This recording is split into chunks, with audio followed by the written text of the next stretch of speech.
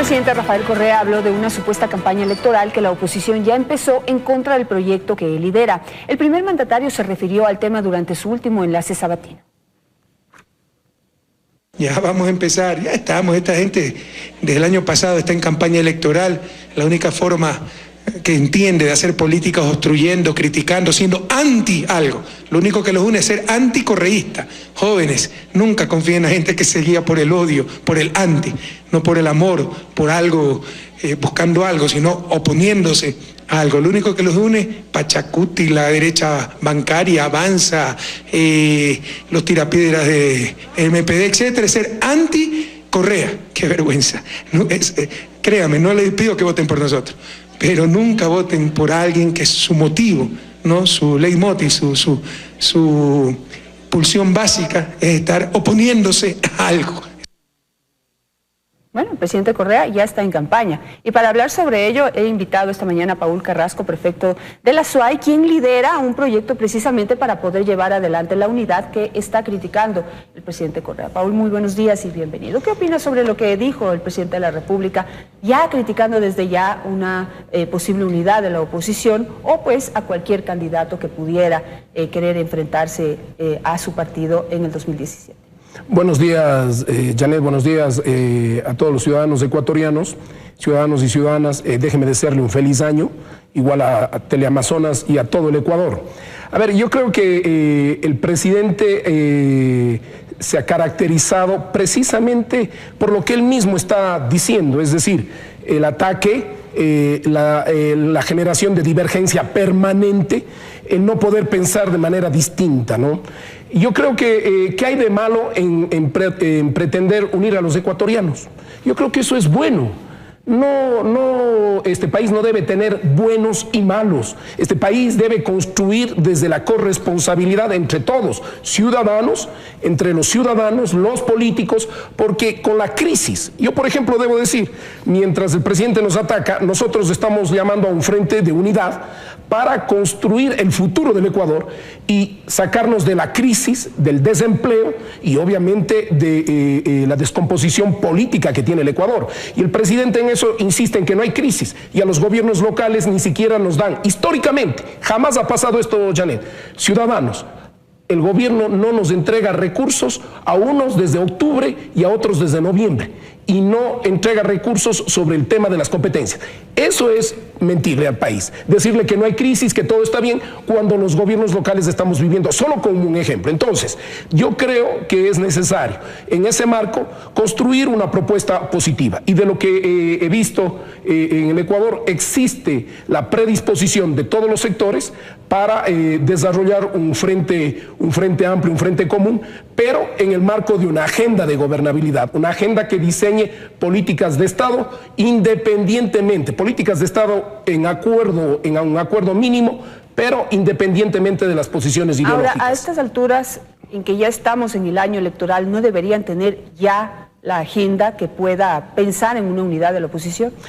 Yo creo que es difícil siempre encontrar entre diversos, porque eso es del Ecuador, encontrar acuerdos mínimos. Lo hemos venido trabajando y, por ejemplo, la próxima semana hay una fecha tentativa que es el día lunes 18, anunciaremos la unidad, anunciaremos ya un avance pragmático y programático para el 2017. Estaremos 4 sectores, la fecha es tentativa, estará el sector de Madera de Guerrero, del abogado Nebot, estará el sector de Marcelino Chumpí, de Pachacuti, su sector, estará Suma con el alcalde Rodas y Juntos Podemos, que es nuestro sector. Estaremos anunciando ya un acuerdo concreto el próximo lunes como fecha tentativa. Hay algunos detalles que resolver en esta semana para encontrar una propuesta para anunciar una propuesta concreta de lo que sería un avance en la mesa de unidad o de un acuerdo nacional. Por otro lado, luego usted recordará que aquí en este canal hace más o menos un mes yo anuncié la posibilidad de construir desde la ciudadanía un acuerdo nacional por el futuro. La idea es que en el 28, en cambio de enero, se desarrollará un encuentro, pero con la ciudadanía. no con sectores políticos, sino con la ciudadanía, para que los políticos vayamos a escuchar a las organizaciones sociales, a las organizaciones empresariales, a los gremios, cómo resolver el tema de la crisis y plantearle propuestas al país, sobre todo para usted, ciudadano que nos ve, ciudadano y ciudadana, que necesita empleo. Ahí nosotros vamos a escuchar mecanismos, porque creemos que ningún político es mago, ciudadanos y ciudadanas, es mago para resolver lo que se nos viene. Por lo tanto, esto es una responsabilidad de todos. Quisiera, por ejemplo, saber qué propuesta para poder salir de la crisis económica podría aglutinar a grupos tan diversos. Mire, yo lo que creo es que hay que desarrollar precisamente esta agenda mínima de trabajo, ¿no es cierto? Pero hay algunas decisiones que habrá que tomarlas. Por ejemplo, una de ellas es indudablemente cómo reactivar al sector privado para que pueda dinamizar la economía, ya que el sector público lo que está haciendo es desacelerar la economía, porque ha sido el motor estos años del desarrollo económico del país. Entonces, ¿qué rol va a jugar el sector privado?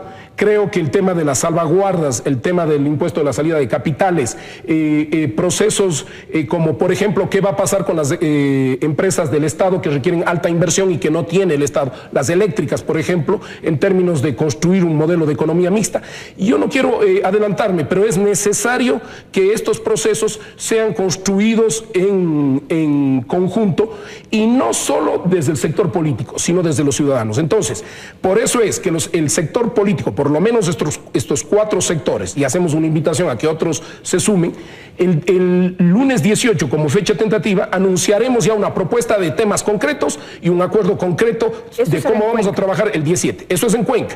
Y el 28 la reunión que se llevará a cabo con los sectores sociales, organizaciones, cámaras, etcétera, será el día 28. Y de ahí construiremos. La idea es tener, ciudadanos, una agenda mínima, es decir, en empleo, ¿qué vamos a hacer? En producción, ¿qué vamos a hacer? ¿Cómo vamos a garantizar que se mejore la democracia y que se independicen las instituciones en este país? Esos acuerdos deberán ser una agenda que nos sirva a todos los sectores para llegar a un acuerdo nacional. A la gente, a la final, Janet, a la final, a los ciudadanos, ¿qué les interesa? Empleo, salud, educación. Y eso es lo que tenemos que proponer desde la oposición, ser propositivos. El gobierno que siga haciendo lo suyo y el presidente que siga haciéndolo y diciendo lo suyo, porque además ya es expresidente, ya se va, es el expresidente.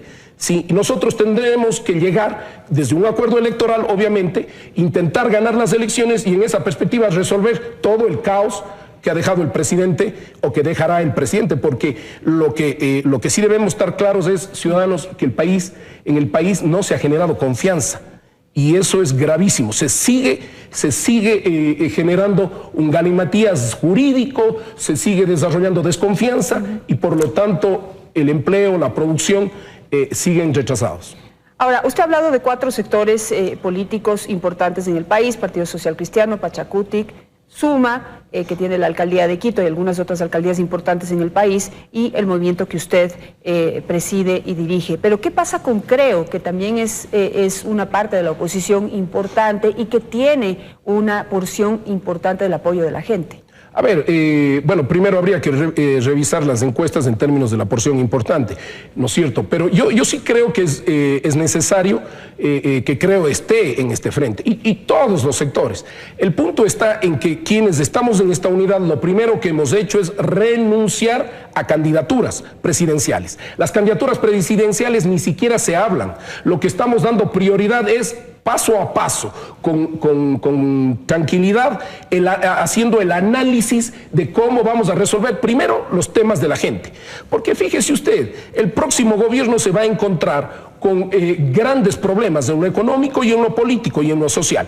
Y en ese marco es necesario construir una propuesta de gobernabilidad. Yo creo que el próximo presidente deberá por lo menos tener una moratoria política de 2 años, el próximo gobierno. ¿Qué quiere decir una moratoria política? Una moratoria política quiere decir que todos los sectores sociales, productivos, los sectores políticos, podamos esperar un tiempo para que el próximo gobierno pueda poner en orden la casa, que eso es lo que está sucediendo, lo que tiene que suceder, y hay que darle un espacio de paz y tranquilidad para que pueda trabajar. Eso significa que hay que, primero, dejar de lado las posiciones y los intereses individuales. En el caso de Creo, no se ha dado esa posibilidad, pero hay que seguir intentando conversar. Ahora, para poder generar esos cambios para generar la gobernabilidad que se necesita, ya distintos sectores han hablado de una necesidad de hacer una asamblea constituyente. ¿Eso también podría ser una propuesta que aglutine a todos los sectores? Pero por supuesto, hay varias propuestas desde las conversaciones que yo he sostenido con todos los sectores, porque además de ecuatorianos y ecuatorianas, no hay que tenerle miedo a hablar. ¿Desde cuándo en este país se nos ha prohibido hablar con todos y todas?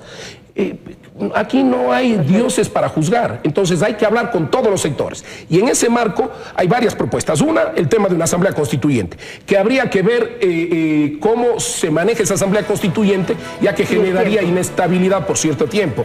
Luego, una consulta popular y la posibilidad de tener también desde la Asamblea Nacional un proceso de reformas que se vayan dando de forma paulatina. Gracias, Paul Carrasco. Aquí terminamos esta entrevista, pero el tema hay que seguir discutiéndolo para poder ver cómo se puede aglutinar un proceso de unidad, si es válido y si logra pues realmente presentarnos a los ciudadanos una propuesta que valga la pena.